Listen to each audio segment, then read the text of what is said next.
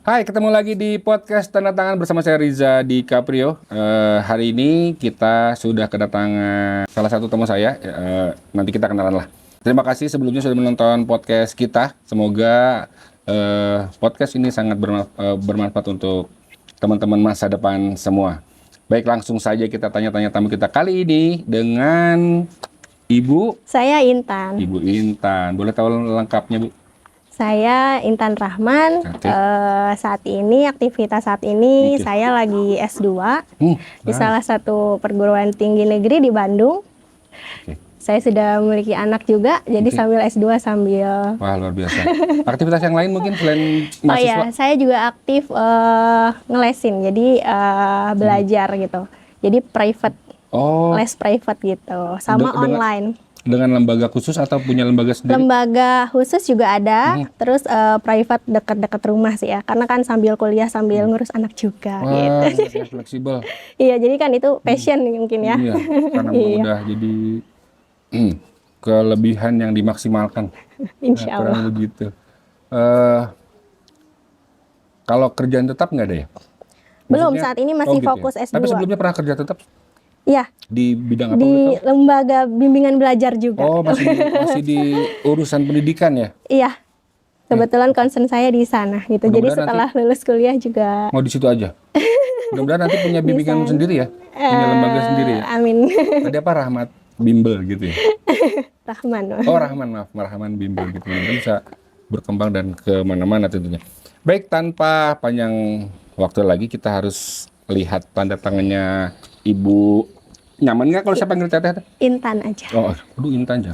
Silakan. Baik. Bisa lebih besar lagi? Oh, sebesar apa? Ya, lebih besar dari inilah. Oke.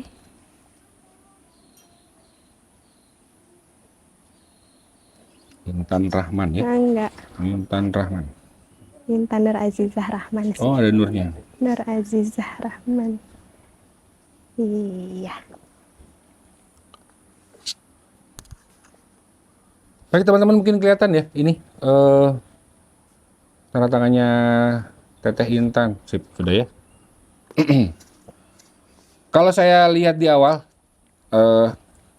Teteh Intan tuh punya preparation yang keren. Di awal tuh punya persiapan yang matang.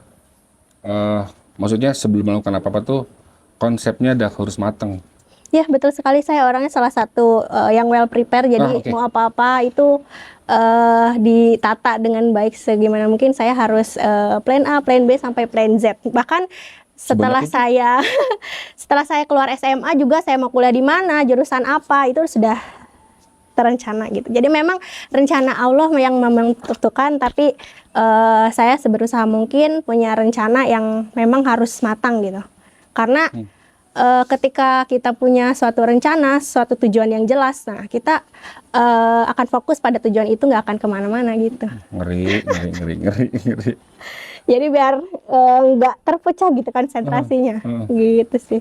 Biasanya kalau udah nentuin nih, kalau sekarang kan mungkin kalau di sekolah gitu ya pasti kan punya aplikasi-aplikasi gitu. Itu pakai aplikasi atau nempel di kepala aja atau ditulis pakai ini kertas gitu. Planning yang tadi sama plan A, plan B-nya itu Oh, nggak sih, pakai aplikasi, biasanya. diinget-inget aja atau pakai ditulis? Oh, justru kalau kita misalkan kita punya beberapa plan gitu ya, atau punya suatu tujuan, kan tujuan itu harus dicapai ya. Nah, untuk mencapai tujuan itu kan kita harus punya plan ya. Iya. Nah, biasanya sih saya kalau misalkan kayak tadi, misalkan contohnya mau kuliah di mana gitu dan seterusnya, saya biasanya dituliskan. Jadi Oh, saya ditulis ya? ketika punya rencana atau punya tugas gitu, saya nggak bisa tuh kalau di kepala saya mungkin akan meledak dari beberapa tugas tersebut gitu.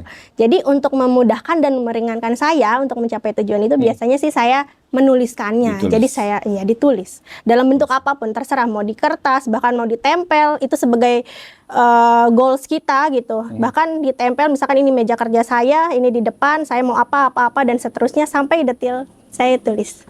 Atau mungkin di HP juga bisa. Wah, keren. Ya memang harus ditulis ya, paling tidak Betul. dia tersalurkan. Karena kalau kalau yang saya saranin ke murid-murid saya sih itu pakai aplikasi. Karena kan mungkin anak-anak sekarang lebih nyaman pakai aplikasi ya. Walaupun memang menulis sesuatu planning di aplikasi memang rada beda sih dibanding sama nulis di tangan. Memang lebih lebih lebih alamiah ke tangan. Mudah-mudahan ini bisa jadi contohnya teman-teman masa depan dimanapun kalau seandainya mau punya sesuatu sebaiknya ditulis dengan menggunakan alat tulis ya, pensil dan kertas, sehingga nanti ketika mengacunya mungkin lebih gampang. Punya buku khusus atau bukunya sembarangan gitu? Enggak sih Atau sebenarnya kalau kayak book plan gitu kan ada tuh sekarang book plan tahu ya? Iya. Seperti itukah atau Iya. seperti itu atau Saya punya buku khusus? sebenarnya tipenya visual ya Pak. Iya, Jadi iya, iya. sebisa mungkin goals itu saya lihat setiap hari Oke, gitu. iya, betul. Jadi ketika misalkan saya bulan depan mau apa, bulan keduanya mau apa, itu bahkan di meja kerja saya ada. Sehingga ketika saya mau lengah nih gitu, saya sudah Ada teringatkan tujuan gitu. nih ya, jadi sehingga Iya. pas lagi lupa ada Iya ininya. betul, karena saya memang orangnya emang cepat mudah lupa gitu. Jadi ya harus ditulis sebisa mungkin. Karena yang saya tahu juga ya, kalau saya tidak salah ada satu hadis yang mengatakan ikatlah ilmu dengan tulisan gitu. Jadi Mantep nih. ketika misalkan buat teman-teman semua juga yang nonton gitu, mungkin bisa ketika kita orangnya udah lupa atau misalkan ingin memudahkan kita gitu. Iya. Ya tulislah gitu. Tulislah dalam bentuk apapun gitu. Oke, itu kurang lebih awal kita tadi pertemuan dengan Teh Intan ya. Awalnya memang ini luar biasa banget, luar biasa sekali. Jadi sehingga mungkin bisa dicontoh sama teman-teman dimanapun teman-teman berada ya, sehingga nanti masa depannya lebih kelihatan dan lebih jelas dengan menggunakan tulisan yang maksimal. Teteh, ini yang kedua, saya ngelihatnya, mohon maaf kalau seandainya salah-salah nih. Seberapa besar Teteh kalau seandainya ada beberapa yang planning tadi, terus tiba-tiba tidak kejadian gitu. Apakah ngedumel ataukah menyesali ataukah menyalahkan diri sendiri? Ada nggak yang kayak gitu? Saya ngeliatnya sih ke arah situ. Aduh, nyesel harusnya ke UI ternyata ke sini gitu.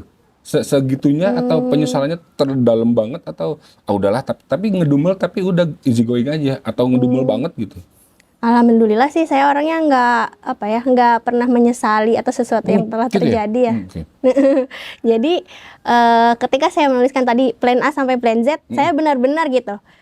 Antara plan A, kan plan A plan utama saya, goals utama saya pengen ke sana. Tapi ketika itu tidak terjadi atas izin Allah, misalkan saya udah ada plan cadangan gitu. Okay. Ketika itu tidak terjadi lagi dan ada lagi plan-plan yang lain gitu. Jadi itu diarahnya di area sini tuh. Ketika ini kan dia agak turun ke bawah. Ketika Teteh bilang, "Wah, ini gagal." Dengan cepatnya Teteh ngerubah itu. Nah, ini kalau saya bilangnya luas, dia ngeluas. Strategi gitu ya mungkin ya. Jadi ketika sudah dapat salah jalan gitu ya.